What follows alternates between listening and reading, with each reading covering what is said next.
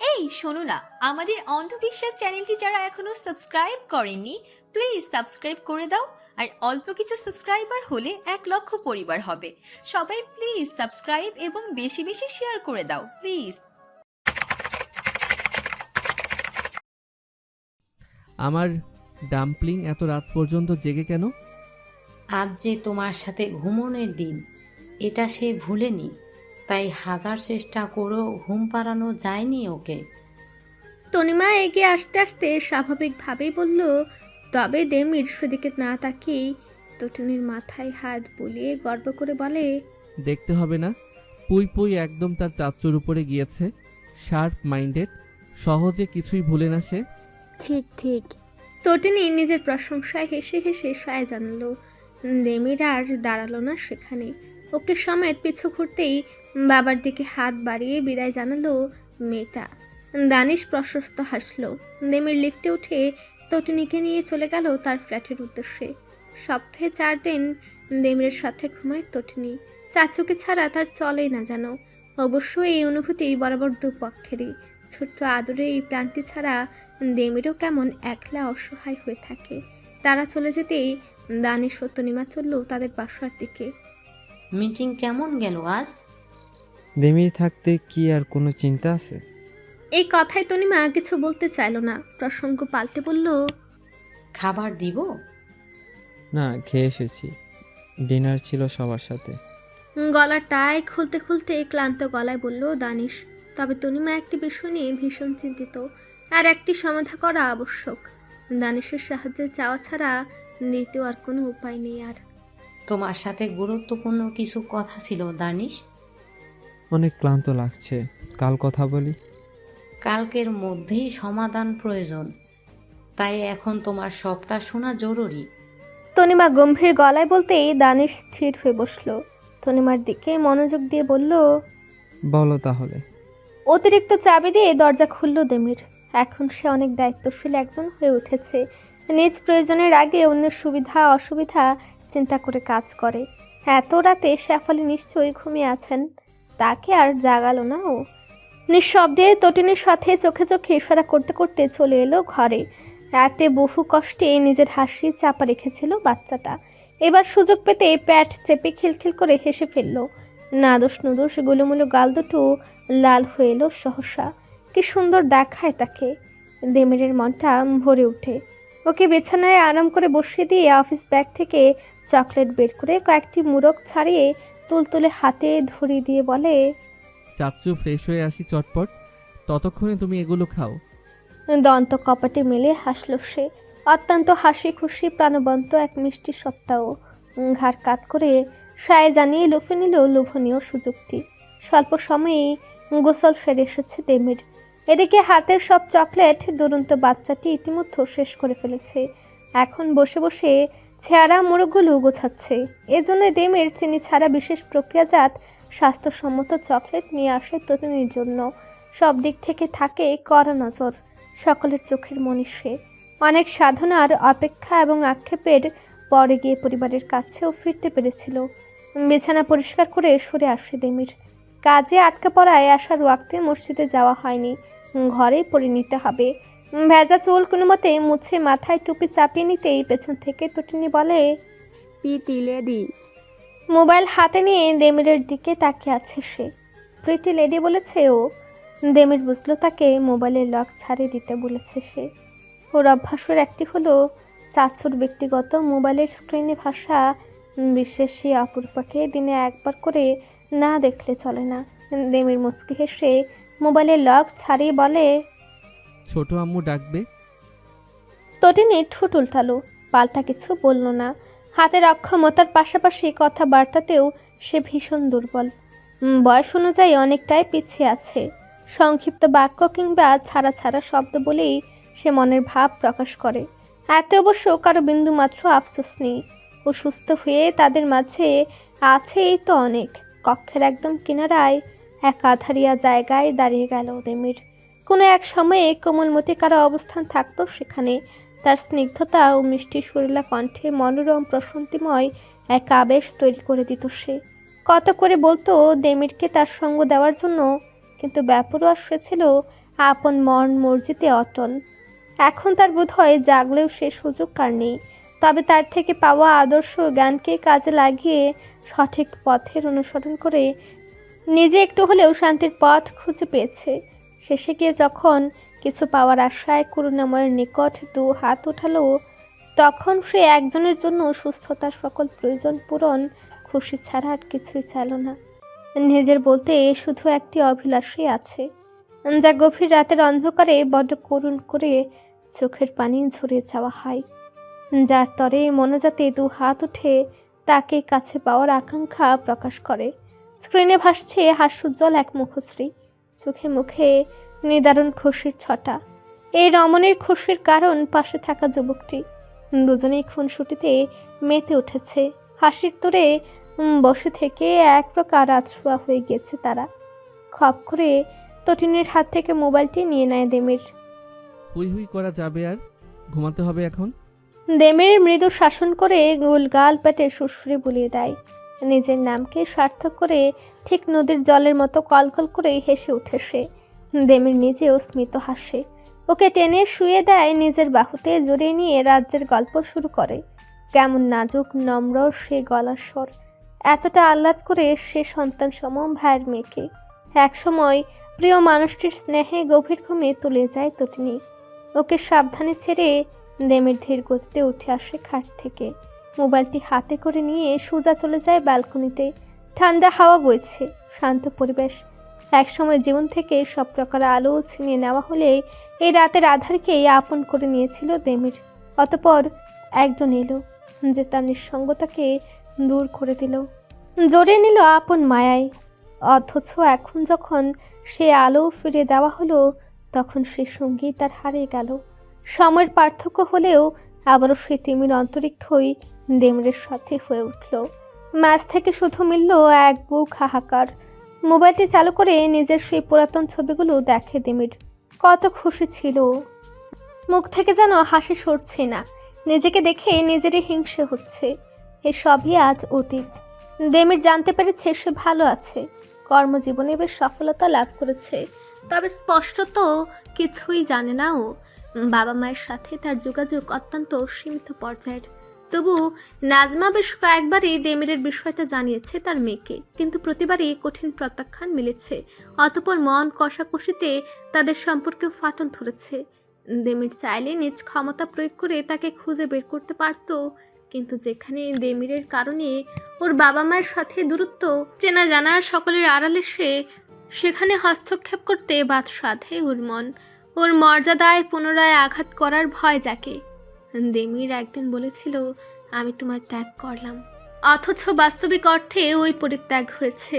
তাই তো দেমির অপেক্ষায় আছে, যেদিন ওরা ভাগ্যের লিখনে আবার মুখোমুখি হবে, সেদিন থেকে ও আর পিছু ফুটবে না। ছাদের দোলনাটি মৃদুলয়ে দুলছে, রিনরিনে হাসির গুঞ্জন ছড়িয়ে পড়েছে চারপাশে। বাগানের গাছগুলোতে পানি দেওয়ার মাঝে দেমিরের সে হালকা করে দোলনাটা আবারও ধাক্কা দিয়ে যায়। প্রায় সকালে এভাবে কাটে। দেমির বাগানে কাজ করে, ফুলের চারাগুলোর খেয়াল রাখে, আর তটিনী তার চাচুর আশেপাশে প্রজাপতির ন্যায় ঘুরঘুর করে। সামনের জায়গা বর্ধিত করা হয়েছে, বাহারি রঙের লিলিয়ামে ভরপুর সেটুকু। প্রত্যেক চারাগুলো বেশ পুষ্ট ঝলমলে, তাদের নেওয়া বিশেষ যত্নই এর কারণ। দেমির সেখানে একটি টবে সার দেওয়ায় ব্যস্ত ছিল। তখনই তটিনী একটি লিলিয়াম শক্ত করে ধরে টান দিতে তাকে বাধা দিয়ে বলল, হুম, এগুলো ধরতে মানা করেছি না চাচ্চু? ওখান থেকে নাও যেটা ইচ্ছে। এটাই এগুলো তোমার প্রিটি লেডির, ছিঁড়লে কিন্তু সে অনেক মন খারাপ করবে, তখন আর ছবির মতো সুন্দর করে হাসবে না। তটিনীর ছোট্ট চেহারায় আধার নামলো। কিছুক্ষণ বিভ্রান্তের ন্যায় দাঁড়িয়ে থেকে চলে গেল বাগানের অপর পাশে। ঘুরে ফিরে একটি রাঙন ফুল ছিঁড়ে তবে ক্ষান্ত হলো। যেহেতু ঠিক করে নিয়েছে যে সে ফুল ছিঁড়বে, তার অর্থ দাঁড়ায় ছিঁড়বেই। ওকে শান্ত হতে দেখে দেমির হাফ ছাড়ে।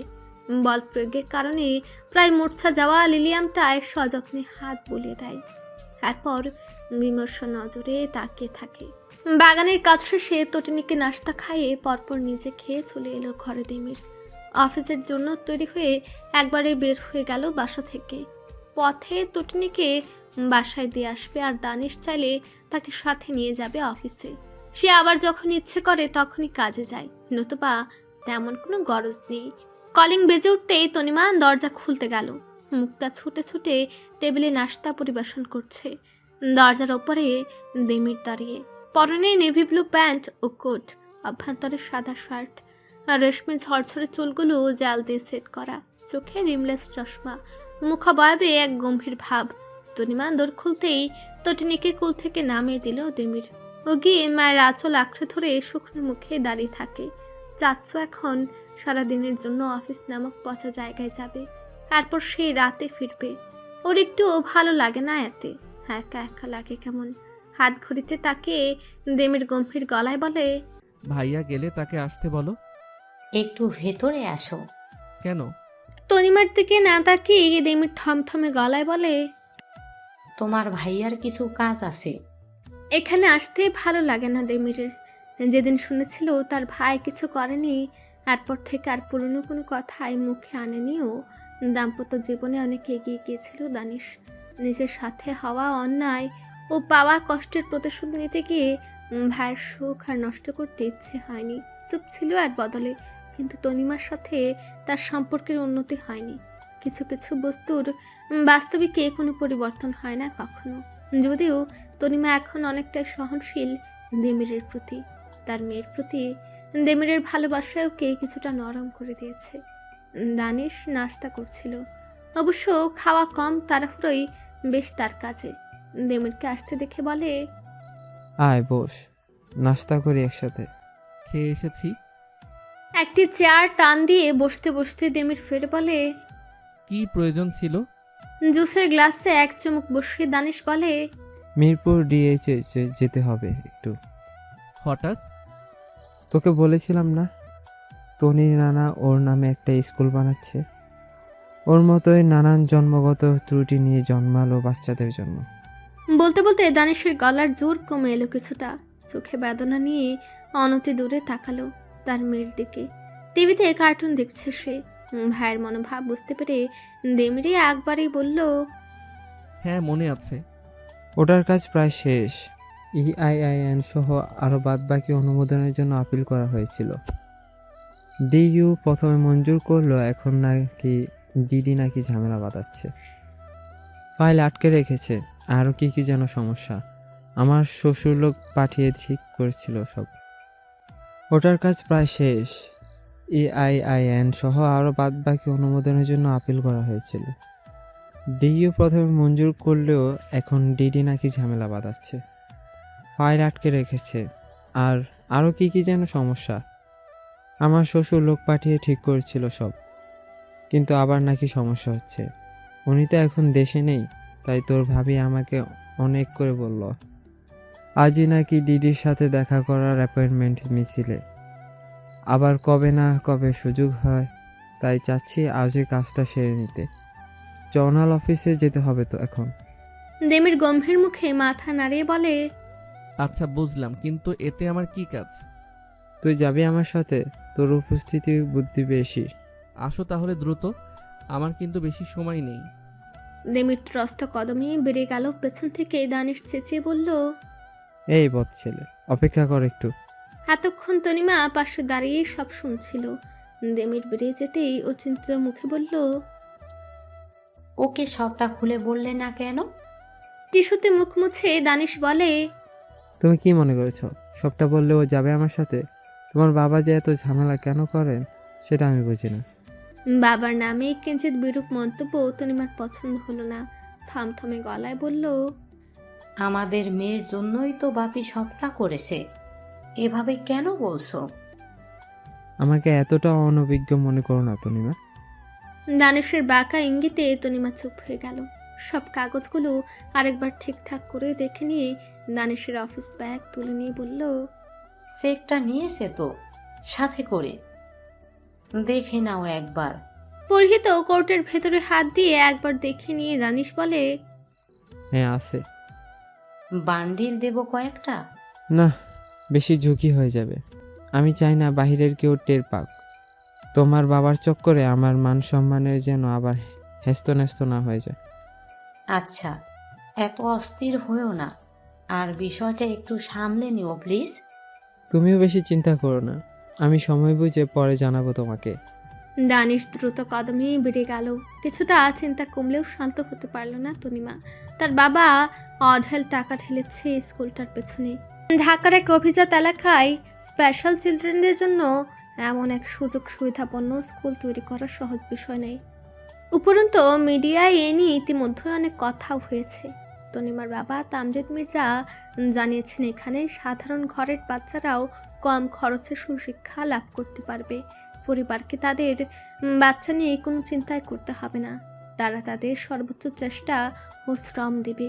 এখন নির্মাণ কাজ শেষে যদি অনুমোদনের জন্য সব কিছু আটকে যায় তাহলে কিভাবে হয়?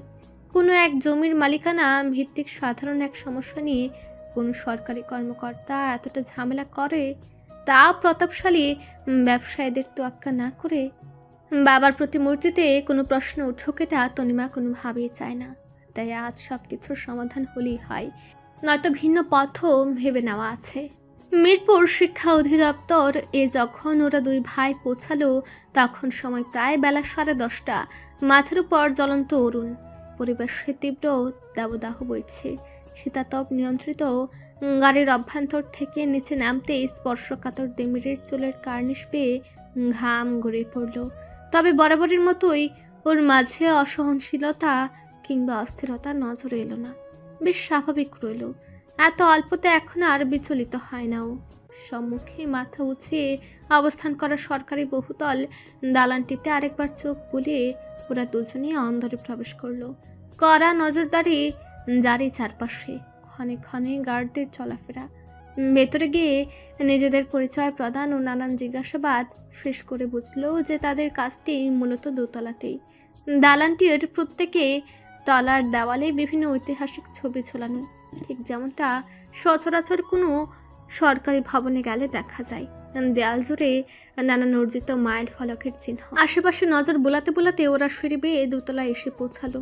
তার পাশে একটি লাউঞ্জে এসে দাঁড়াতে চোখে পড়ল কাঙ্ক্ষিত কক্ষটি। দরজার উপরে কাঠের নেমপ্লেটে উপপরিচালক শব্দটি লেখা।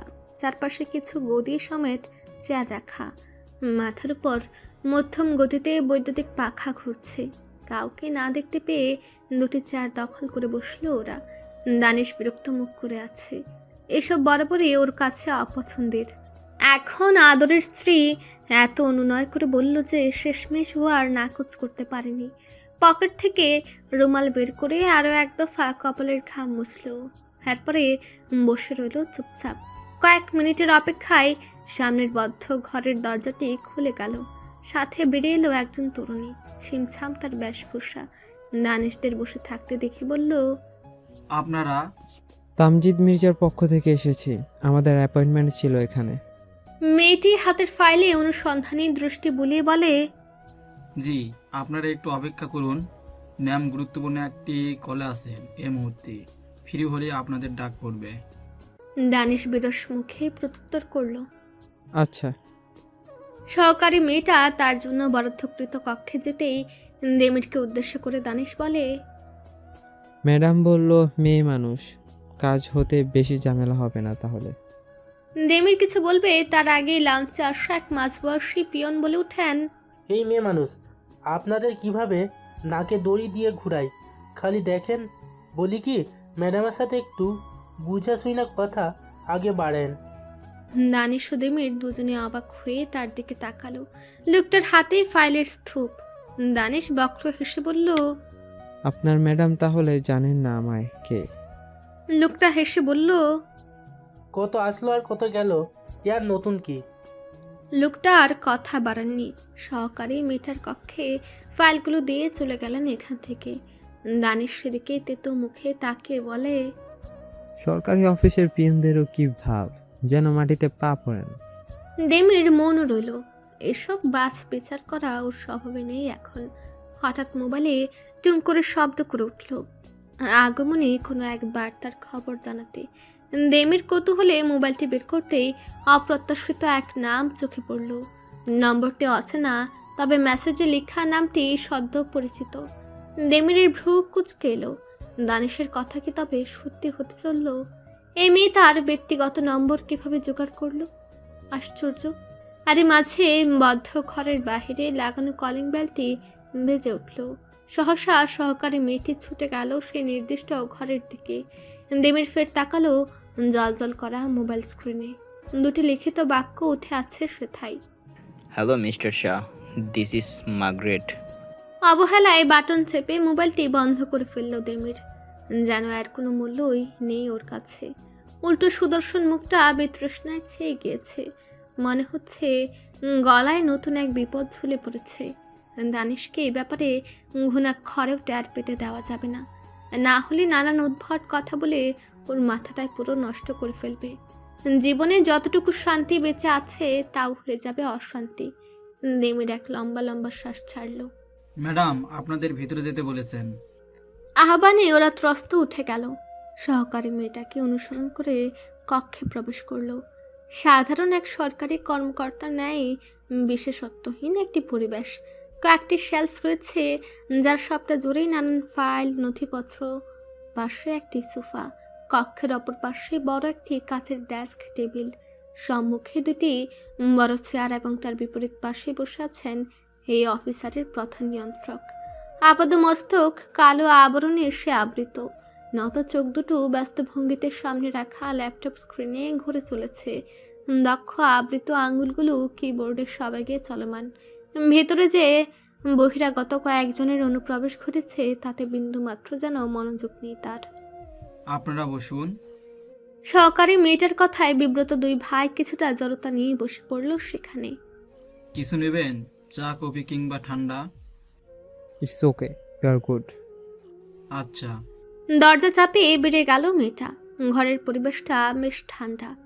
দানি সাফ ছাড়তে একটি মেয়েলি কণ্ঠ ভেসে আসলো। বেশ দৃঢ় তার আওয়াজ। আপনাদের সমস্যা?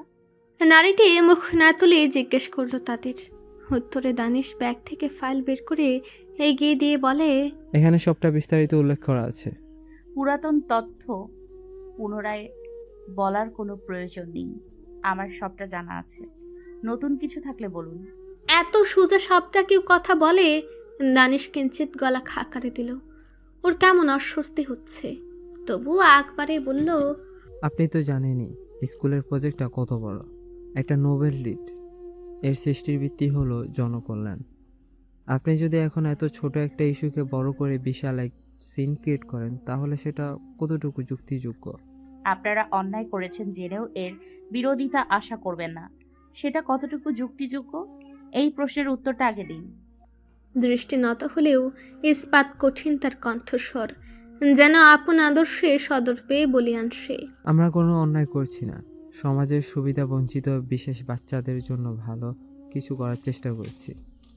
সবাইকে নিম্নমূল্যে শিক্ষা দেওয়ার ব্যবস্থা করছি। বড় কল্যাণের উদ্দেশ্যে ছোটোখাটো সমস্যা উপেক্ষা করা যায়, মিস অর মিসেস হোয়াটএভার। অপরপক্ষের কণ্ঠে এবার স্পষ্ট স্ল্যাশ শোনা গেল। যে স্কুল তৈরি হওয়ার পূর্বেই অজস্রবার মিডিয়ায় নিউজ করা হয়েছে, উপরন্তু রাজধানীর এইরূপ ব্যস্ত ও ব্যয়বহুল এলাকা নির্দিষ্ট করা হয়েছে এর জন্য, সেখানে এর মূল্য লক্ষ্য আদতে কি সেটা বোঝায় কোনো মুশকিল কাজ নয় মিস্টার। লাভ দুপক্ষেরই হয়ে থাকে, নতুবা ব্যবসা হয় না। এরকম একটি স্কুল খোলা হলে আমাদের সাথে সাথে সরকারেরও কিন্তু বেশ সুবিধা হবে, এতে দেশের নাম হবে। তাহলে আপনি মানছেন এই প্রজেক্টটি একটি ব্যবসা মাত্র? জনকল্যাণ তো কেবল এক অজুহাত। প্রথম পর্যায়ে সাধারণ মানুষদের সরলতাকে ব্যবহার করে পরে আপন উদ্দেশ্য হাসিল করবেন। এরপর সুযোগ বুঝে ঠিক ছুঁড়ে ফেলবেন তাদের। মুহূর্তের জন্য থতমত খেয়ে গেল দানিশ। তর্কের সাহায্যের আশায় আর চোখে পাশে বসা ভাইয়ের দিকে তাকালো সে। অথচ ভাই তার তন্ময় হয়ে সামনে বসা নারীর দিকেই তাকিয়ে। আশ্চর্য, আত্মসংযমী ছেলেটা আর আজ কি হলো? দানিশ নিজেকে সামনে আবার বলল, দেয়ালে ঘেরা এক কক্ষে বসে তো বাহিরি দুনিয়ার জটিলতা আপনি বুঝবেন না। আমাদের সব ভেবেচিন্তে এগোতে হয়। আপনাদের কাজ জনসংযোগ হতে পারে, তবে আমার এবং সরকারের কাজ হলো জনসেবা, আর সেখানে অবৈধতা আমার দ্বারা সম্ভব নয়। আপনি যে নীতি বাক্যগুলো আড়াচ্ছেন তা আপনার সরকার কি আর এক বিন্দু মানে? আমি আমার চাকরির প্রতি নিষ্ঠাবান, এর মূল্যবোধই আমার আদর্শ।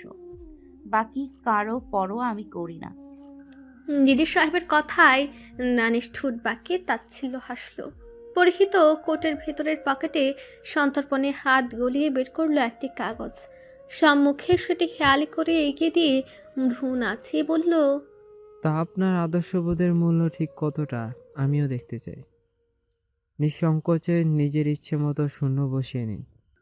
গভীর চোখ জোড়ায় যাত্রায় এক নজর তাকালো বাড়িয়ে দেওয়া চ্যাকের পানি। কিয়ৎক্ষণ পর হাত বাড়িয়ে নিয়ে নিল সেটি। ঘুরিয়ে ফিরে খুব করে দেখে নিল কাগজের লেখাগুলো। দানিশের তির্যক হাসি আর প্রশস্ত হয় এতে। তবে ওর সেই হাসিকে ধাপ করে নিভিয়ে দিতে মুহূর্তের মাঝেই কয়েক টুকরো হয়ে গেল নগণ্য কাগজটি। দিদি ম্যাডাম পায়ের কাছে থাকা ঝুড়িটিতে ছিন্ন ভিন্ন হওয়া কাগজটি খুবই তুচ্ছ ভঙ্গিতে ফেলে দিতে দিতে দাম্ভিক গলায় বলে, যে ব্যক্তি মনে করেন যে অন্যের নৈতিকতাকে সামান্য কিছু টাকার জোরে কিনে নিতে পারবেন, প্রকৃত অর্থে সে নিজেই কিন্তু বিকানো স্বভাবের হয়। এরূপ অপমান সহ্য হলো না দানিশের। অত্যাধিক ক্রোধে দাঁড়িয়ে গেল তৎক্ষণাৎ। কাচের ডেস্কে বিশাল এক থাবা বসিয়ে দিল। তবুও অপর পক্ষও একটু বিচলিত হলো না। শুধুমাত্র শক্ত কণ্ঠে বলল, ভদ্রতার সীমা পেরিয়ে যাওয়া মানুষ কিন্তু সমাজে থাকার যোগ্য নয়। দানিশ সেই কথার তোয়াক্কা না করে উঁচু গলায় বলে, সামান্য এক কর্মচারী হয়ে এত দেমাগ। আপনি আমাকে চেনেন? ঝামেলা চাইনি বিধায় এখানে আসা হয়েছে। নতুবা আপনি কি আপনার চেয়ে উচ্চ পদের অতগণিত সরকারি লোককে হাতের মুঠোয় নিয়ে আসা আমার জন্য কোনো ব্যাপার নয়। তাহলে এখানে সময় কেন অপচয় করছেন? জেনে শুনে ভুল মানুষের কাছে আসা একদমই উচিত হয়নি আপনার। নিরুত্তাপ ব্যাখ্যালি কণ্ঠস্বর, যেন এসবের কিছুতেই তার বিশেষ কোনো মাথা ব্যথা নেই। আপনি কিন্তু নিজের বিপদ নিজ হাতে রেখে আনছেন। যতদিন আমি আমার কর্মে দণ্ডায়মান, ঠিক ততদিন আপনাদের সেই অবৈধ জমি ও এর ওপর নির্মাণকৃত প্রতিষ্ঠানের অনুমোদন আমি দিব না। দানিশের গলা যত উত্তেজিত হচ্ছে, তার বিপরীত পার্শ্বে ঠিক ততটাই শীতলতা নেমে আসছে। প্রতিটি বাক্যে তার দুর্ভেদ্য অটল আপন নীতিমালায় অনড়। দানিশ তাচ্ছিল্য করে হাত নাড়িয়ে বলে, আপনার মতো 2 টাকার কর্মীর জন্য আমাদের কাজ আটকে থাকবে বলে মনে করছেন? আপনি আপনার সুবিধা মতো উচ্চ পদস্থ কর্মকর্তার খোঁজ করে নিন, যে টাকার লোভে আপনাদের পা চাটতে দ্বিধা করবে না।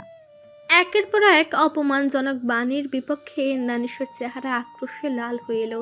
এলোমেলো দৃষ্টি ডেস্কে ঘুরিয়ে কাঙ্ক্ষিত জিনিস পেল। কাঠের চকচকে একটি নেম প্লেট। দম্ভ নিয়ে বলল, রাহিকা হাসান জিয়া, নামটা কিন্তু আমার মনে থাকবে। আমি নামে নই, কর্মে বিশ্বাসী মিস্টার ইমরান শাহ দানিশ। নিজের পুরো নাম শুনে কিছুটা বিস্মিত হলো দানিশ। পর মুহূর্তে ভাবল, তাদের 2 ভাইকে চেনা তেমন কঠিন কিছু নয়। অথচ আপনার নামই আপনাকে ডোবাবে। অপেক্ষায় থাকবো। আবারও জ্বালাময়ী উত্তর। দানিশ দাঁত কিরমিরে উঠল। এখনও হতবুদ্ধির মতো নিশ্চল হয়ে বসে থাকা ভাইয়ের উদ্দেশ্যে বলল, লেটস গো দেমির। আর এক পলও এই বিরক্তিকর জায়গাটিতে থাকার ইচ্ছে নেই দানিশের। ভাইয়ের অপেক্ষা না করেই বেরিয়ে গেল সেখান হতে। ক্রোধ প্রকাশ করতে দরজায় জোরালো বল প্রয়োগ করে ভারী আওয়াজ তুলে গেল। তবু দেমিরের চোখের পলক পড়ল না। হুশ সেই একই চিত্তে হায়ার মতো এক অবগুণ্ঠিত নারীকে দেখে চলেছে। আচ্ছা, ও কি সত্যি বেহায়াপনা করছে? তার তো অধিকার আছে, কিন্তু কেন মুখ ফুটে কিছু বলতে পারছে না সে? তবে অপর পক্ষে বসে থাকা নারীটির মাঝে তবু কোনো ভাবভঙ্গি লক্ষ্য করা গেল না। দৃষ্টি এখনও তার নত। কি চলছে মনে তার, সে সম্পর্কে অজ্ঞাত দেমির। হ্যারি মাঝে সহকারী মেয়েটি চলে এসেছে এখানে। আপনার কি আর কোনো কাজ আছে? চলে যেতে বলার অস্পষ্ট ইঙ্গিত। দেমিরের নির্লজ্জ মনটা উঠে যেতে চাইল না। তবে এই কর্মক্ষেত্রে কোনো বিব্রতকর ঘটনাও ঘটাতে চায় না। তাই নিঃশব্দে মাথা নাড়িয়ে উঠে পড়ল। অনিচ্ছা সত্ত্বেও পা দুটো টেনে দরজা অবধি পৌঁছালো। মনের খাস তখনও মেটেনি একটু। খা খা মরুভূমির ন্যায় শুকনো। পিছু মুড়ে আরেকবার চাইল। অপরিবর্তিত এখনো সে। বরফ ঠান্ডা অভিব্যক্তি, নিষ্ঠুর উপেক্ষা। এক ব্যথা দুঃশ্বাস টেনে বেড়ে গেল দেমির। ওর কদম হটতেই তৎক্ষণাৎ নত কাজল কালো চোখ দুটো তাকিয়ে উঠল। তবে এর মাঝে চলমান অনুভূতি ঠাওর করা কেমন যেন সম্ভব হল না। আজ তারা বড্ড নিষ্পৃহ, শূন্য। রাগে রীতিমতো হিস করছে দানিশ। এতটা তিক্ত ব্যবহার, অপমান ওর সহ্য হচ্ছে না। তবু সামান্য এক সরকারি কর্মকর্তার কাছে দম্ভে নির্মম আঘাত লেগেছে। এরই মাঝে বোধগম্যহীন মস্তিষ্ক নিয়ে দেমির উঠে এলো গাড়ির ভেতরে, যাকে দেখে দানিশের মেজাজ আরও ছুটে গেল। কাঁধে একটু ধাক্কা দিয়ে বলল, তোকে কেন সাথে করে নিয়ে এসেছি আমি? সংহয়ে দাঁড়িয়ে থাকার জন্য? অসহ্য। এবারে টনক নড়ল দেমিরের, সচল হলো মস্তিষ্ক। সবকিছু মাথায় আঘাত হানতেই তড়াক করে পাশে ফিরে কৈফিয়ত চেয়ে কঠিন গলায় বলল, আমারও প্রশ্ন সেটা, মিথ্যা বলে কেন নিয়ে এসেছো আমাকে এখানে, তাও এতটা গর্হিত এক কাজ করতে? দানিশ কিছুটা মিয়ে গেল, তবে পুরোপুরি দমল না। গা ঝাড়া দিয়ে বলল, মিথ্যা বলে কোথায় নিয়ে এসেছি? বলেছি না কিছু সমস্যা হয়েছে, সেটারই সমাধান করতে যাচ্ছি। তোমার শ্বশুর এক মহা বাটপার, তার জন্যই তো তার এত সুনাম চারপাশে। যার ঝক্কি সইতে না পেরে এখন নাতনি নিয়ে ব্যবসায় নেমেছে। আর তুমিও আছো এক দালাল, নাচতে নাচতে ঘুষ দিতে চলে এসেছো। এই তোমার কি ন্যূনতম লজ্জা নেই? বিবেক বুদ্ধি কি বইয়ের মিষ্টি মিষ্টি কথার তালে হারিয়ে ফেলেছো? আমাদের কি এসব মানায়? ছি! দানিশের মুখটা ছোট হয়ে গেল। সত্যি বলতে সে তো নিজেও এসব কাজে জড়াতে চায়নি। তনিমার অনুরোধেই দুর্বল হয়ে পড়েছিল। তার উপর ওই মেয়েটার এত কড়া কড়া শব্দ, সব মিলিয়ে মাথা কাজ করেনি। তবে এখন মনে হচ্ছে একটু বেশি বেশি করে ফেলেছে ও। সীমা লঙ্ঘিতও হয়ে গিয়েছে। ও বিরস মুখে বলল, আচ্ছা তো খেপিস না এখন। আমার মাথা নষ্ট হবে না ভাবছো? এমনি বউ এখন আমায় দেখতে পারে না, তার উপর বাদবাকি যতটুকু মান সম্মান ছিল তাও আজ নিজ হাতে শেষ করে এসেছো তুমি। কি কপাল আমার। দেমিরের অস্থির হয়ে বলা কথায় দানিশ অবাক হয়ে বলল, এর মাঝখানে তোর বউ কোথা থেকে এলো রে? দেমির বিরক্ত হয়ে তাকে বলে, তোমার সত্যি বয়স হয়ে গিয়েছে। দিদি যে তোমায় পুরো নাম ধরে ডাকলো, আবার তুমিও অহংকার নিয়ে ওর নাম উচ্চারণ করে হুমকি ধামকি দিয়ে এলে, কিছুই বুঝুনি এতে? মাথায় আসেনি সবটা? আরে টিটির সাথে তোর বউয়ের কি সম্পর্ক? ওর নাম তো রাহিকা হাসান জিয়া। কথার মাঝপথেই থেমে গেল দানিশ। সহসা চোখ বনে গেল। স্মৃতির পাতায় ভেসে উঠল একটি নাম। ও হতভম্ব গলায় বলে, সর্বনাশ করে ফেলেছি তাই না?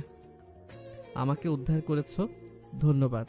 একটু থেমে দেমির আবারও রাগত স্বরে বলে ওঠে, আমার বউকে চওড়া গলায় কথা শোনাও তুমি। অপেক্ষা করো, এর শোধ আমি তুলব। দানিশ ক্লান্ত বদনে সিটে গা এলিয়ে দিল। মাথা কেমন ভু ভু করছে। তবে ওর বিশ্রাম বোধ হয় তনিমার পছন্দ হলো না। আদেশ সামান্য করে নিজ থেকে কল করে বসল। দানিশ নিরলস ভঙ্গিতে মোবাইল কানে ঠেকায়। ওপাশে তনিমা দুরন্ত একের পর এক প্রশ্ন ছুড়ে যাচ্ছে। কাজ হয়েছে? দানিশ একবার ভাইয়ের শুকনো চেহারাটি পরখ করে বলে, না। কেন? দিদি অনেক কর্তব্যপরায়ণ মানুষ, আমাদের প্রস্তাব মুখের উপর মানা করে দিয়েছে। জিয়ার কথা এড়ে গেল দানিশ। ও জানে তনিমার এখন প্রচণ্ড পরিমাণে রাগ উঠে যাবে, তাই ও কথা লুকালো। পরের সময় সুযোগ বুঝে সবটা বোঝানো যাবে ওকে।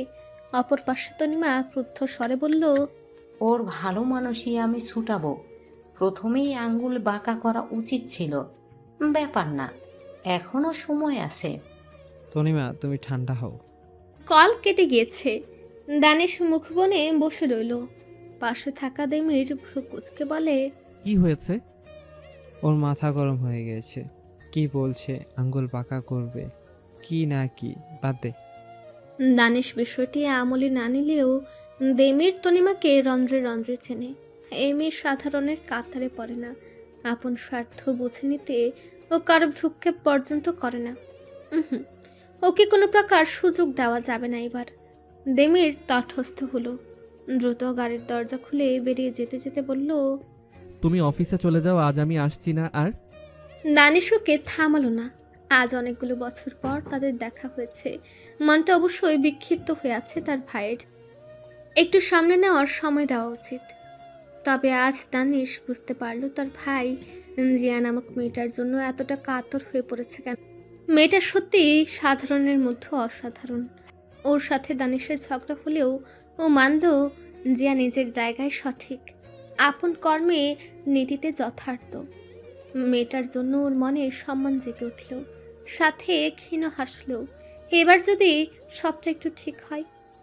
ওর অবস্থান সম্পর্কে দেমির জেনে নিয়েছে। এখন অবশ্যই ও শান্ত হয়ে বসে থাকবে না। দানিশ দেখলো ব্যস্ত ভঙ্গিমায় দেমির একটি সিএনজিতে উঠে যাচ্ছে। কি এমন তারা যে ওবার ঠিক করারও ধৈর্য নেই ছেলেটার। এই গরমের মধ্যেও ভুগবে এখন। হতাশায় মাথা নাড়িয়ে দানিশ ড্রাইভিং সিটে চলে গেল। পরপর যান্ত্রিক বস্তুটি রাস্তার ধুলো উড়িয়ে অফিসের পথ ধরল। বাবার সাথে কথা বলে কিছুটা ধীরস্থির হয়েছে তনিমা। এই স্কুলের নির্মাণাধীন পুরোটা সময় ওর উপর দিয়ে অনেক ঝড় ঝাপটা গিয়েছে। ব্যস্ত সময় পার করেছে, তবু হাল ছাড়েনি। তাদের কোম্পানির জন্য এক সোনার সুযোগ এটি। এখন মাঝপথে সে থেমে গেলে চলবে না, নতুবা বাদ বাকি যতটুকু মান সম্মান রয়েছে ততটুকু ধুলো মিশিয়ে যাবে। তাই দ্রুতই এর মীমাংসা করতে হবে।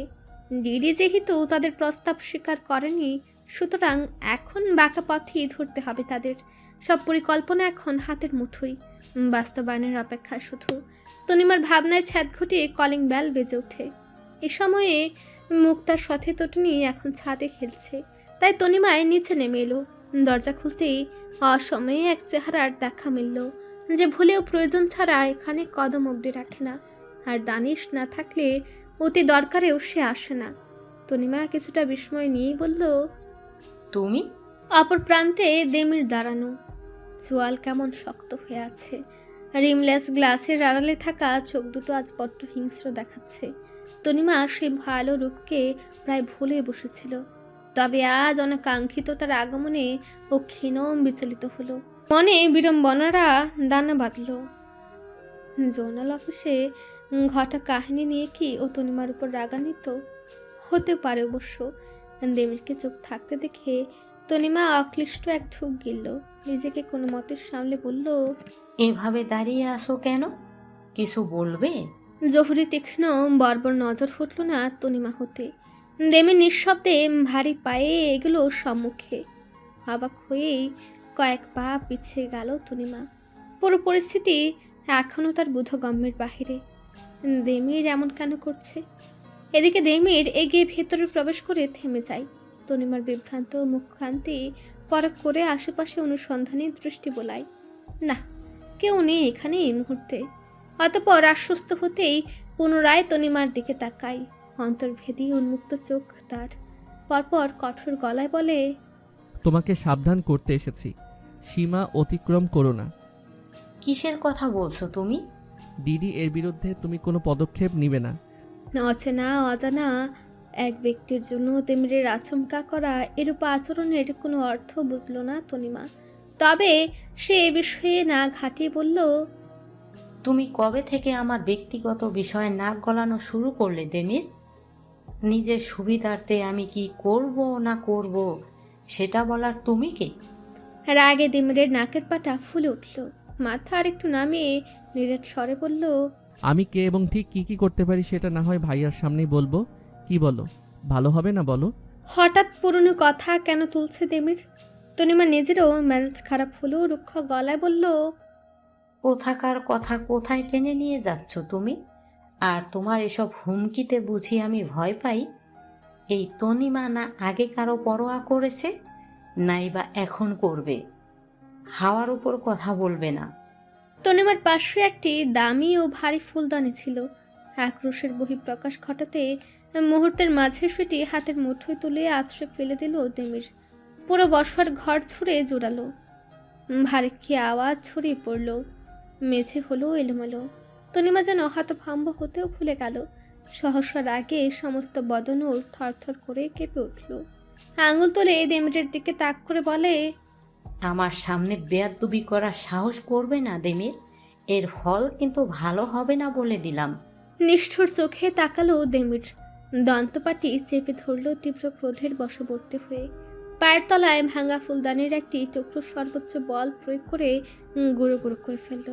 পরপর হিসিয়ে বলে উঠল, যদি আমার কথার কোনোরূপ বরখেলাপ হয় তাহলে তোর কলিজা টেনে ছিঁড়ে ফেলবো আমি। এবার আর কোনো ছাড়াছাড়ি নেই। মুখ সামলে দেমির। তুইও নিজেকে সামলে রাখিস। এই দেমির নিজের চরম ক্ষতিও সয়ে নিয়েছে।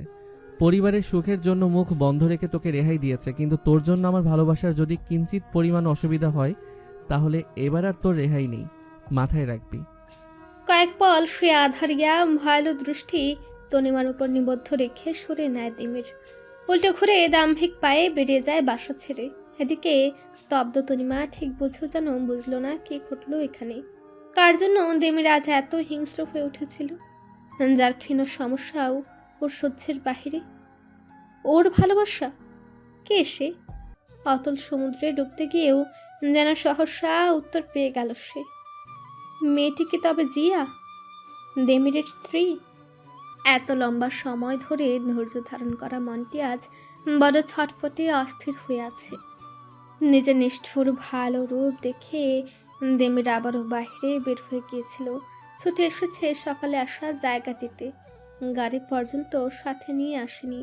পার্কিং ও এর পারিপার্শ্বিক কোনো রূপ ঝামেলায় সে জড়াতে চাইল না। দুপুরে মসজিদে গিয়ে দিল ভরে মহান দয়ালুর কাছে শুকরানা আদায় করে চলে এসেছে শিক্ষা অধিদপ্তরের নিচে। রোদ, তাপ ও মানুষজনের ভিড়ে কাটিয়ে দিয়েছে ঘন্টার পর ঘন্টার সময়। এই যে এখন ঘড়ির কাঁটা বিকেল 5টার ঘর ছাড়িয়েছে। মন আবারও দুরু দুরু করে উঠছে। মনে হচ্ছে তীব্র ব্যাগে চলা প্রাকৃতিক যন্ত্রটি এখনই তার তাল হারাবে। দেমি রাস্তার ধারে বসে উন্মুখ হয়ে তাকিয়ে আছে ও মূল ফটকের দিকে। কখন বের হবে সে? সময় গড়াতেই এক এক করে সকল কর্মচারী তাদের বাড়ির উদ্দেশ্যে রওনা হয়েছে। তবে দেমির যার অপেক্ষায় সে এখনও আসেনি। কর্মে নিষ্ঠাবান সে কোনোভাবেই আপোষ করে না হয়তো। সকল কর্তব্য শেষ করে তবেই বেরোবে। সমস্যা নেই, দেমিরের মনটা না হয় আরেকটু পড়ল। হতাশায় এক হাফ ছাড়ল সে। ঘড়িতে সময় দেখেও 5:30 বেজে গিয়েছে। পুনরায় সেথায় দৃষ্টি রাখতেই থমকে যায়ও। হয়েছে আগাগোড়া অবগুণ্ঠিত নারীটি, যার জন্য দেমিরের সর্বস্ব অস্তিত্বের আজ বেহাল দশা। দেমির মনোযোগ দিয়ে চাই কেমন ধীরস্থির সুস্থ তার চলাফেরা, অবয়বে নিদারুণ কোমলতা, অথচ আজ সকালে আগুনের স্ফুলিঙ্গ ছিল তার প্রতিটি শব্দ। এই মুগ্ধতা যেন শেষ হয় না। গাড়ির অপেক্ষায় দাঁড়িয়ে জিয়া আশেপাশে একবার তাকাতেই রাস্তার উপরে পরিচিত একজনের চেহারা খেয়ালে আসে। তৎক্ষণাৎ ও চোখ সরে নাই। দ্বিতীয়বার আর সেখানে ভুলেও নজর তুলে তাকায় না। মিনিট খানেক বাদের সাদা রঙের একটি গাড়ি এসে থামে সম্মুখে। ড্রাইভার বেরিয়ে ত্রস্ত দরজা খুলতেই জিয়া উঠে বসে সেখানে। যা দেখে হঠাৎ নিজের বোকামিতে নিজেই আফসোস করে ওঠে দেমির। বিষয়টা মাথায় আসেনি, কি করবে এখন। ততক্ষণে জিয়ার গাড়িটি ছেড়ে দিয়েছে। কোমরে হাত ঠেকিয়ে উদ্ভ্রান্ত চোখ ঘোরাতেই খালি এক চেঞ্জি চোখে পড়ে, সেদিকে ছুটেও। দ্রুত দরজা খুলেন। এখন যাব না মামা। আরে যাবেন না যেহেতু তাহলে বসে আছেন কেন? আমার ইচ্ছা।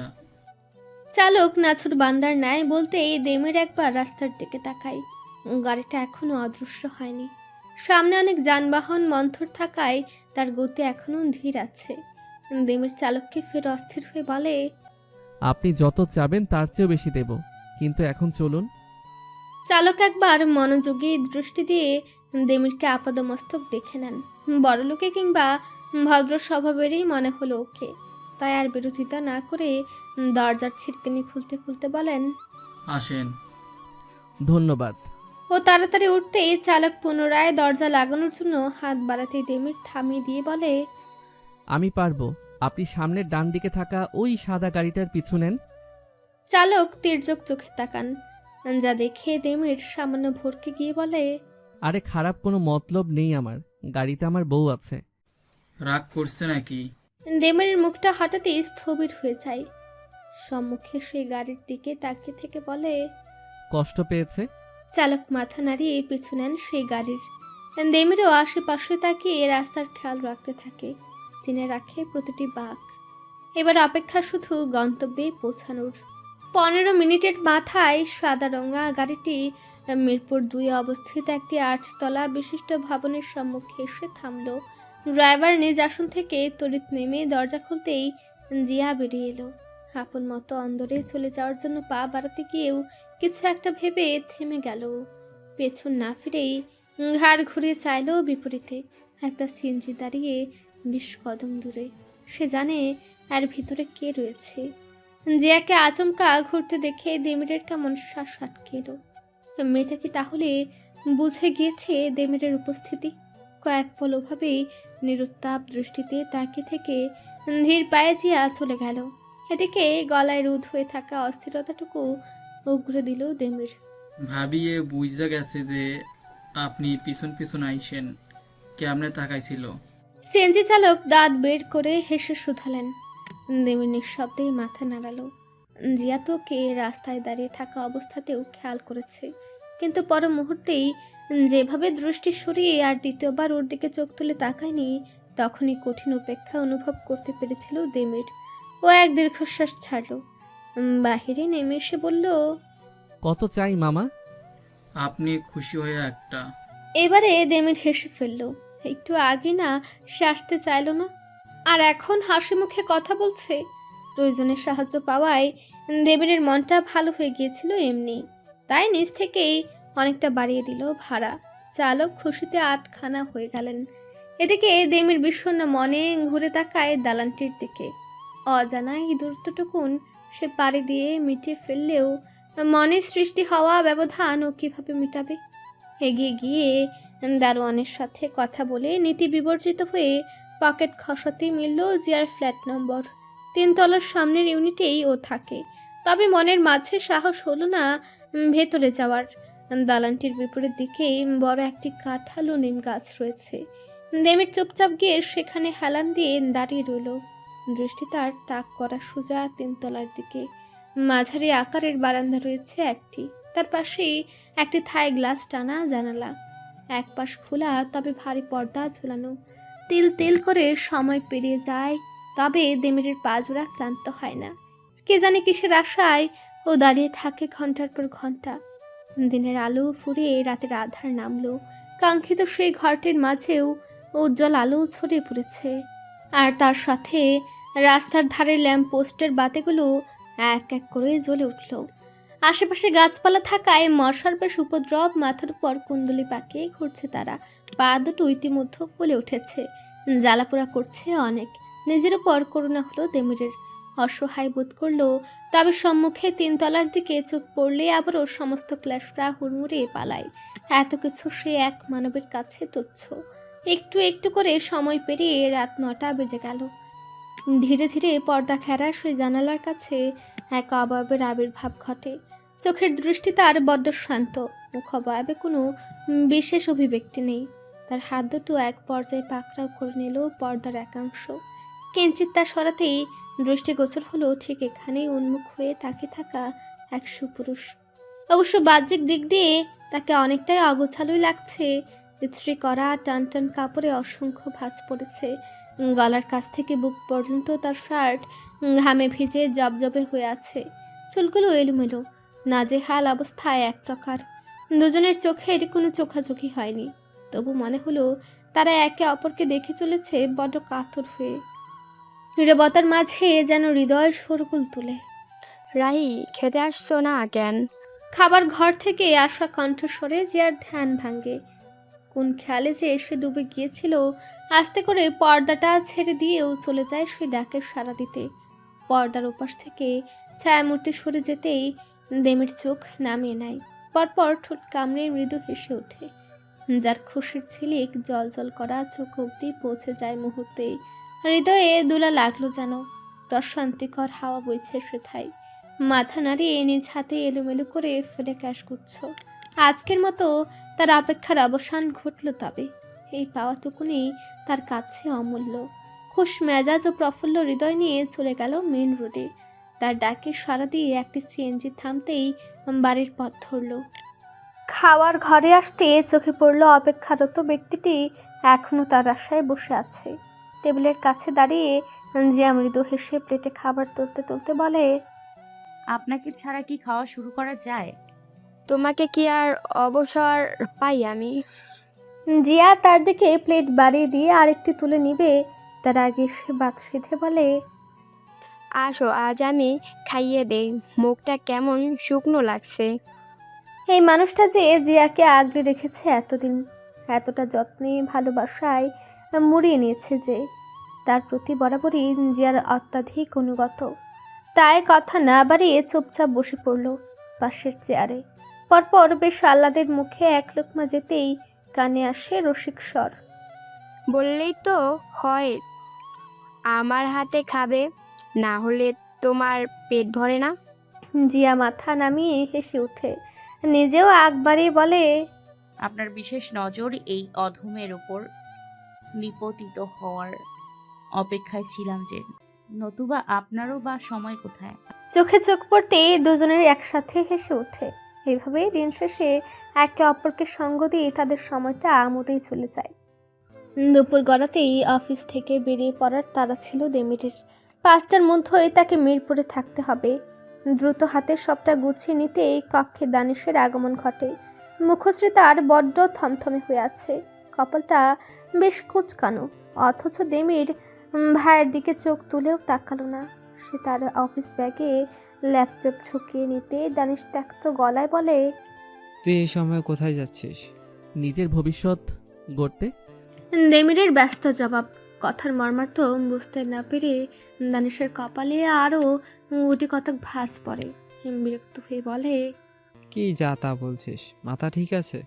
তুমি বুঝবে না এসব, তার চেয়ে ভালো যা বলতে এসেছো তা বলে যাও, আমার সময় নেই। দানিশ এবারে চেয়ারে বসতে বসতে বলে, বস তুই একটু, কথা আছে আমার। হাত ঘড়িতে অস্থির দৃষ্টি বুলিয়ে ইচ্ছা সত্ত্বেও বসে পড়ে দেমির। অধীর গলায় বলে, যা বলার দ্রুত বলো। দানিশ জহুরি নজরে ভাইয়ের দিকে তাক করে বলে, পরদিন আমাকে একটু আগে এসে জানালো তুই নাকি আমাকে ইনভেস্টরদের উত্তরার ফ্যাক্টরির ভিজিট করানোর দায়িত্ব দিয়েছিস। হ্যাঁ, কি হয়েছে তাতে? এভাবে জিজ্ঞাসাবাদ করছো যেন আমি কোনো আসামি। কথা হচ্ছে তোকে জানানো হয়েছে যে মিস মার্গারেট আসবেন আগামীকাল। তারপরও you are acting as if she is someone very very special. বাকি সবার মতোই সে গুরুত্বপূর্ণ, না কম না বেশি। দেমির, তুই বুঝতে পারছিস না, মার্গারেট তোর থেকে বেশি কিছু আশা করছে। So what, I don't even care enough to but and I at her. আপন স্বার্থ বুঝে নেওয়ার জন্য অনেক কিছুই করতে হয় দেমির। দেমিরের কাছে এসব কুমন্ত্রণা অসহনীয় ঠেকল। পানসে মুখে দাঁড়িয়ে গিয়ে উঁচু কণ্ঠে বলল, I M A married man ভাইয়া। তো কে জানে সেটা? এখানে কেউই জানেন না তেমনভাবে কিছু। তোমার মাথা ঠিক আছে? তুমি বুঝতে পারছো তো কি বলছো আমাকে? দানিশ সেগে গিয়ে দেমিরের কাঁধে হাত রেখে বলে, আমি জানি তুই জিয়াকে অনেক ভালোবাসিস, আমি নিজেও তোকে সাপোর্ট করি, কিন্তু তুই না বলিস যে পার্সোনাল অ্যান্ড প্রফেশনাল লাইফ তোর কাছে পুরোই দুটো ভিন্ন জগৎ। আর আমি কি মার্গারেটের সাথে তোকে সীমা পেরিয়ে কিছু করতে বলেছি নাকি? আজব, সোশ্যাল কার্টেসি পর্যন্ত তো বজায় রাখবি। দেমির ঝটকা দিয়ে দানিশের হাত সরিয়ে দিয়ে বলে, যেখানে আমার স্ত্রীকে অন্য কোনো পুরুষ আজ পর্যন্ত দেখতে পারিনি, নাইবা ও নিজের চোখ তুলে কাউকে দেখেছে, সেখানে ওকে অসম্মান করতে আমি এসব সো কল্ড কার্টিসি দেখিয়ে অন্য মহিলাকে আকৃষ্ট করব ভাবছো? আমি এত নীচ নই, আমার সংযম এত নড়বড়ে নয়। তুই কি বিষয়টা অন্যদিকে টানছিস? দেমির তাচ্ছিল্য হেসে বলে, আসলেই রতনে রতন চিনে। You and Tanima are truly made for each other. Demir, তনিমাকে কেন মাঝে আনছিস? সেটা তোমার আমাকে এসব বলার আগে মাথায় রাখা উচিত ছিল। বলো তো, আর কবে ভালো হবে তুমি? জীবন তো পেরিয়ে যাচ্ছে। তোর মতো এক মেয়ের চক্করে সাধু সন্ন্যাসী হয়ে ঘুরতে বলছিস আমাকে? নিজেকে দেখ, আগে কি ছিলি আর এখন কি হয়েছিস। এটাকে জীবন বলে? তোর যেই যোগ্যতা, একজন জিয়া গেলে হাজারটা মার্গারেটও তোর যে উন্নত যোগ্য মেয়ে তোর পায়ের কাছে লুটিয়ে পড়বে। দেমির এবারে তুচ্ছ হাসলো। ম্যাচের দিকে তন্ময় হয়ে চেয়ে থেকে শুধায়, এটাই পার্থক্য, অন্যরা পায়ে এসে পড়বে আর আমার জিয়াকে মাথায় তুলে রাখায় মানায়। তুমি যদি বুঝতে তোমার ভাই কিশোর ব্যথায় আজ এমন নিঃস্ব, তাহলে তোমার দাম্পত্য জীবন এমন অন্তঃসার শূন্য হতো না, একটু হলেও বোধহয় হতো তোমার। যে দেমিরকে নিয়ে এত কিছু বলছো, আদতেও সে দেমির জিয়ার নখেরও যোগ্য নয়। তুমি যদি জানতে আমি কিসের নেশায় ওর অপেক্ষায় আছি, তাহলে নিজের জন্য একটু হলেও তোমার আফসোস হতো। যে জীবন তুমি কাটিয়ে গেলে সেখানে পিছু মুড়ে উকি দিলে দেখতে রিক্ত হস্ত ছাড়া আর কিছুই মিলবে না। দানিশকে নির্বাক করে দিয়ে দেমির বেরিয়ে যায় সেখান থেকে। আজ আবারও ভাইয়ের সাথে ঝগড়া হলো। যতই চায় সবটা গুছিয়ে নিতে, ততই কেমন যেন সকল কিছু এলোমেলো হয়ে যায়। কবে একটু শান্তি পাবে সে? যার পিছে সে ছুটছে সে তাকে ফিরিয়ে যেন না দেয়, নইলে দেমির আর ঠিক থাকতে পারবে না। এভাবে এই দিনগুলো একটু একটু করে অতিবাহিত হচ্ছিল। জিয়ার অফিস ছুটির সময় নিজ গাড়ি নিয়ে দাঁড়িয়ে থাকতো দেমির। ওর বেরিয়ে এলেই পিছু নিত, অতঃপর বাহিরে দাঁড়িয়ে ঘন্টার পর ঘন্টা কাটিয়ে দিত। বাড়ির দারোয়ান কিছু বললেই তাকে কাগজের নোট ধরিয়ে চুপ করিয়ে দেয়। ও হাতে পায়ে স্প্রে মেখে মশার কামড়ের থেকে নিজেকে রক্ষা করে। মাঝে অবশ্য একদিন বৃষ্টি নেমেছিল, হালকা ঝিরে ঝিরে মৃদুমন্দ হাওয়া। দেমিরের উল্টো ভালো লাগছিল ওই মিষ্টি আবহাওয়া, এবং সেই ভালো লাগাটুকুনকে বাড়াতে পর্দার আড়ালে নারী মূর্তির রোজকার তুলনায় একটু আগেই আগমন ঘটেছিল, যেন নীরব আদেশ, আর বৃষ্টিতে ভিজবেন না, বাড়ি যান দ্রুত। দেমির মুচকি হেসে তার জানাবার কথা মেনে নিয়েছিল। ইদানিং সে ভীষণ বাধ্যগত কিনা কোনো কথার হেরফের সে করতে রাজি নয়। অবশ্য কোনোদিন দ্রুত হলেও মাঝে মাঝে দেমিরের মোহদয়া নিষ্ঠুর রূপ দেখাতেও ছাড়েনি। রাত 11টা পেরিয়ে গিয়ে সেই দেরিতেও তার উপস্থিতি ঘটেছে। কিছু কিছু মানুষ চাইলেই নিজেকে পুরোপুরি পরিবর্তন করতে পারে না। কোমল মনের মানুষগুলো অনেক চেষ্টা করেও কঠোর হতে পারে না। দেমির জানে না জিয়ার মাঝে তাকে নিয়ে কি অনুভূতি কাজ করে। এখন তবে ও এতটুকু অবশ্য বুঝে, দেমিরের জায়গায় অন্য কেউ হলে তার সাথেও এরূপ ব্যবহারই করত জিয়া। অন্যকে তার জন্য ভুগতে দেখা ও সহ্য করতে পারে না। তাই তো মাঝে মধ্যে মনটা খুশি হয়ে উঠলেও বাস্তবতার আঁচ পেয়ে ওর ভেতরটা ভেঙে আসে প্রায়শই। নিজেকে পরাজিত লাগে। দুঃখের সাগরে ডুবে রাতের ঘুমগুলো তার উবে যায়।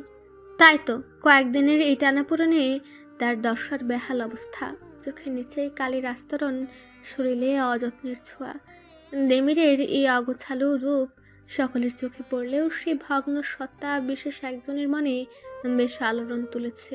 তাই তো নবম দিনের মাথায় গিয়ে দেমিরের এই অপেক্ষার সমাপ্তি টানার সিদ্ধান্ত নিল সে। বরাবরের মতো সেদিনও দেমির তার স্ত্রীর পেছনে ছুটেছে। তবে ভ্রু কুচকে আসে যখন গাড়িটি প্রতিদিনের ন্যায় চেনা রাস্তায় না গিয়ে অন্য ভাগ ধরে। দেমি নিঃশব্দে তাদের অনুসরণ করে। কেন যেন হঠাৎ করেই বুকের ভেতর তীব্র আন্দোলন শুরু হয়েছে। হাতের তালু ঘেমে উঠছে বারংবার। নিজেকে নিয়ন্ত্রণে রেখে তবু ড্রাইভিংয়ে মনোযোগ দেয় দেমির। আরও কিছু দূর যেতেই তুরাগ নদীর ধারে গাড়িটি থামে। সেখান থেকে জিয়া নেমে ভেতরে চলে যায়। দেমিরও তার পিছু পিছু আসতে থাকে। বিকেলের এই সময়টিতে মানুষের বেশ আনাগোনা থাকে। বাচ্চাদের নিয়ে বাবা মায়েরা ঘুরতে আসে। শেষ বিকেলের বাতাস উপভোগ করতে বেশ লাগে এখানে। জিয়া গিয়ে ব্রিজের সামনে গিয়ে দাঁড়ালো। হাত দুটো রেলিংয়ের উপর রেখে মুখে তুলে গগন পানে চাইল। চারপাশে অনুজ্জ্বল আলো। প্রকৃতির মহিমান্বিত রূপ দেখে আপনা আপনি চোখ মুদে আসে ওর। দেমিরের চোখ আটকে যায় ঠিক সেখানেই। কয়েক মুহূর্তের জন্য মনে হয় হৃদয়টা বুঝি থমকে গেল। শ্বাস প্রশ্বাস মন্থর হয়ে এলো। বুক খামচে ধরে ও তৎক্ষণাৎ অসার হয়ে আসা পা দুটো টেনে নিয়ে গিয়ে দাঁড়ালো জিয়ার পাশে। মাঝে অর্ধ হাত দূরত্ব, তবে এতেই যেন উপকার দেমির। আজ যেন সহস্র শতাব্দী পেয়ে প্রশান্তির দেখা মিলল। নাসারন্ধ্রে হুড়হুড় করে প্রবেশ করলো চিরচেনা সেই সুবাস। তার লিলির ছড়ানো মোহনীয় হৃদয় আবিষ্ট করা ঘ্রাণ। চোখ বন্ধ দেমির বড় করে এক শ্বাস টেনে বক্ষ পিঞ্জরে তাদের আবদ্ধ করে নিল। পরপর মৃদু হেসে শ্বাস ছাড়তেই তার প্রতিফলনে পাশে থাকা রমণী যেন শিউরে উঠল মুহূর্তেই। তৎপর সে ঘাড় ঘুরিয়ে চাইতেই দুজনের চোখাচোখি হয়ে গেল। সময়কাল যেন থেমে গেল সেথায়। কারো মুখে কোনো কথা নেই, শুধু নৈশব্দে পেরিয়ে গেল ক্ষণকাল। শেষ বৈকালিক মিষ্টি হাওয়া বইছে। তুরাগ নদীর বুকে কিছু ইঞ্জিন চালিত নৌকা ঘুরছে। সেটা শব্দে ও মানুষের ভিড়ে পরিবেশ মুখরিত। ধীরে ধীরে রক্তিম হয়ে আসা অরুণের নান্দনিক প্রতিফলন ঘটছে খোলাটে বাড়ির উপর। চারিপাশে ছোট্ট ছোট্ট বাচ্চাদের কলতান। বেশ আমোদিত এক অনুভূতি। বহু বছর যে কাঙ্ক্ষিত চোখে ভুল করে হলেও চোখ পড়েছিল, বিষয়টি বোধগম্য হতে সে তার দৃষ্টি হঠাৎ সরিয়ে নিয়েছে। বড্ড অবহেলায় যেন দেমির পলক ঝাপটায় বার কয়েক। মন বলছে এ তো সবে শুরু, তাকে দীর্ঘল এক পথ পাড়ি দিতে হবে এখনো। এক দীর্ঘশ্বাস ছেড়ে দেমিরও নদী অভিমুখে দাঁড়ায়। সঙ্গে সঙ্গে শীতল বাতাস ও রেশমি চুলগুলো উড়িয়ে দেয় বড্ড অবলীলায়। উষ্ণ অনুভবে চোখের পাতা মুদে আসে ওর। কেমন আছো লিলি? কণ্ঠে চেনা জানা দৃঢ়তা নেই, নেই কোনো প্রত্যয়, শুধু এক ভাগ্ন ক্লান্ত বদন, মিশে আছে হৃদয় নিংড়ানো কাতরতা। জিয়া প্রত্যুত্তর করলো সময় নিয়ে, দৃষ্টি সেই আদর তটিনী পানে নিবদ্ধ রেখে সাবলীল ভাবে বলল, নিয়মিত ভালোবাসার গল্প শুনতে এবং পড়তে আমাদের অন্ধবিশ্বাস চ্যানেলটি সাবস্ক্রাইব করে পাশে থাকা বেল আইকনটি ক্লিক করুন। ধন্যবাদ সবাইকে।